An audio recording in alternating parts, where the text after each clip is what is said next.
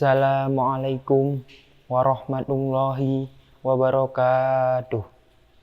Alhamdulillahilladzi a'dama ala ibadihil munnah bima dafa'a anhum kaidas syaitani wa fannah idh ja'ala sawma hisnan li awliyaihi wa junnah.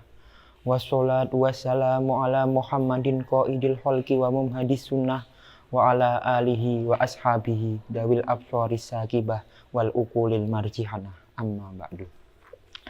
Yang saya muliakan beliau Romo Kiai Haji Ahmad Rizza Muqtafa Yasin selaku pengasuh Pondok Pesantren Hidayatul Thulab, yang semoga beliau beserta keluarga selalu berada dalam perlindungan Allah Subhanahu wa taala.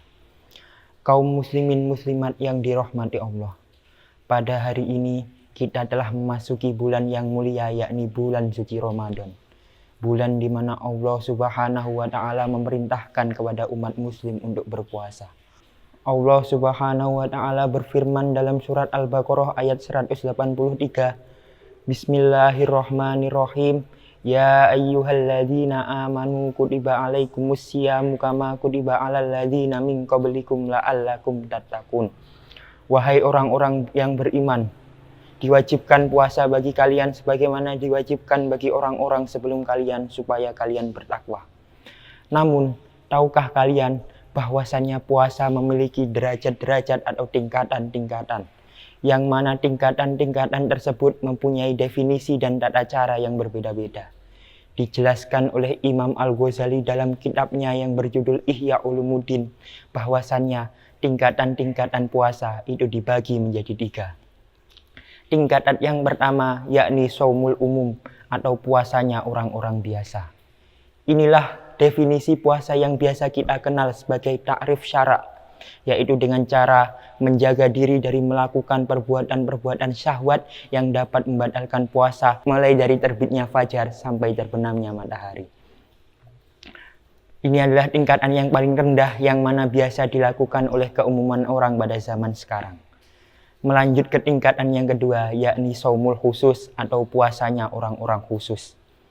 Puasa ini biasa juga disebut dengan shaumus sholihin karena dilakukan oleh orang-orang yang soleh, yakni dengan cara menjaga seluruh anggota badan dari melakukan perbuatan-perbuatan dosa, menjaga mata dari memandang perkara yang diharamkan oleh Allah, menjaga telinga dari mendengarkan perkara yang dibenci oleh Allah, menjaga mulut dari mengucapkan perkara yang dapat menyakiti hati orang lain, dan tentunya menjaga seluruh anggota badan dari perbuatan-perbuatan maksiat.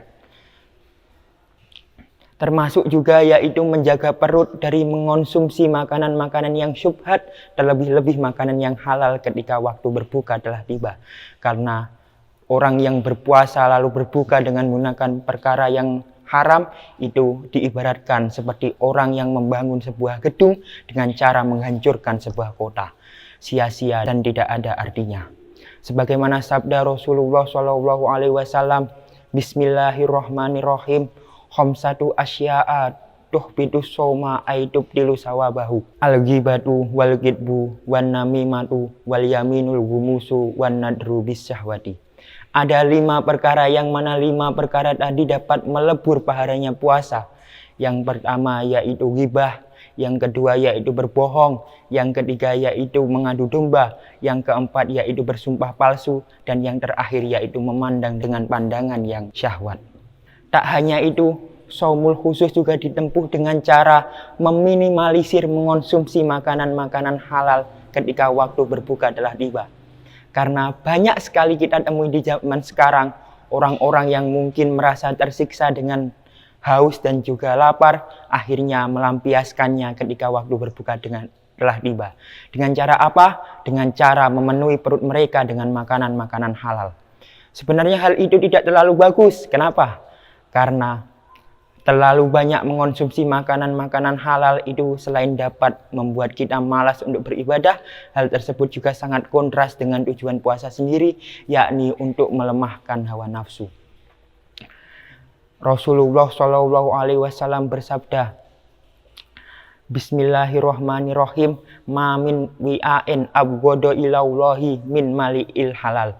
Tidak ada wadah yang lebih dibenci oleh Allah Subhanahu wa taala kecuali perut yang dipenuhi oleh makanan-makanan yang halal.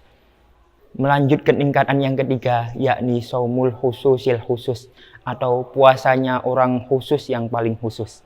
Ini adalah tingkatan yang paling tinggi yang mana tidak dapat dilakukan kecuali oleh orang-orang yang telah mencapai derajat tinggi di hadapan Allah Subhanahu wa taala. Yakni dengan cara mengosongkan pikiran dari perkara-perkara duniawi, mengosongkan pikiran dari keinginan-keinginan rendah, dari syahwat-syahwat dan mengisinya hanya untuk mengingat Allah Subhanahu wa taala. Orang yang telah mencapai tingkatan ini biasanya mengisi hari-harinya dengan beribadah, dengan menuntut ilmu, dan tidak mengurusi perkara duniawi kecuali perkara duniawi yang dilakukan untuk kepentingan agama. Itulah tadi ketiga tingkatan orang yang berpuasa. Semoga apa yang saya sampaikan tadi dapat bermanfaat dan semoga amal ibadah kita selama bulan Ramadan ini diterima di sisi Allah Subhanahu wa taala. Allahumma inni a'udzubika min ilmin la yarfa wa amalin la yurfa wa du'ain la yusma. Akhiru kalam wabillahi taufiq wal hidayah. Summa assalamualaikum warahmatullahi wabarakatuh.